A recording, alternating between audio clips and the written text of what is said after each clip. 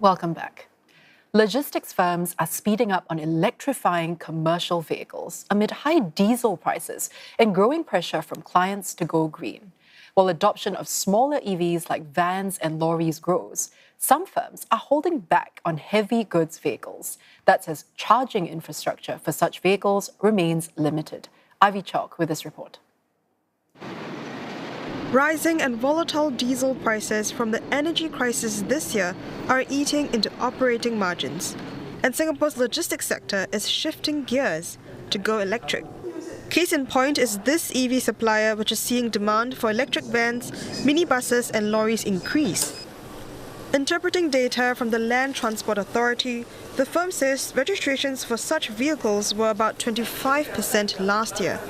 And just 6 months into this year, this figure has hit 33%. The vehicles have actually gotten better.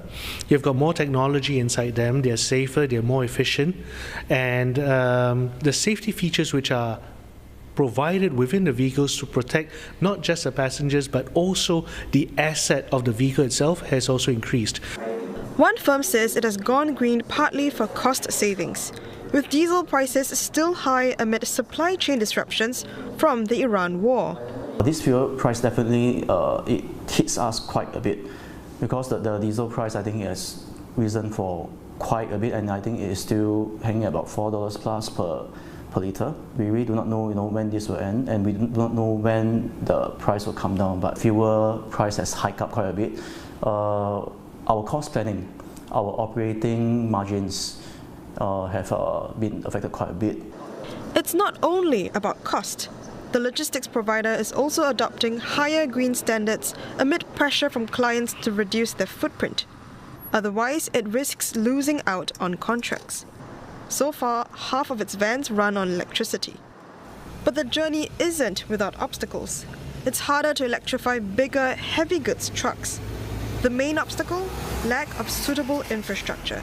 There are not enough charging points, and most are not capable of powering up huge trucks with containers weighing more than 50 tons. Even for those that can, downtime could be up to 6 hours. We cannot afford to have downtime. I mean to say that we cannot afford to have our truck to be queuing up, to be charging, waiting for it to be fully charged before we commence our operations again.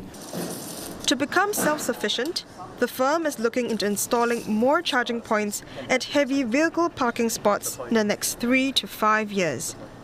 Industry watchers say it will take time for the heavy goods vehicle segment to catch up, but that there are promising signs. I think within 2 years, actually likely less, we're already seeing new battery technology coming on board and cars doubling in range. So I think for heavy vehicles, we would see the similar outcome.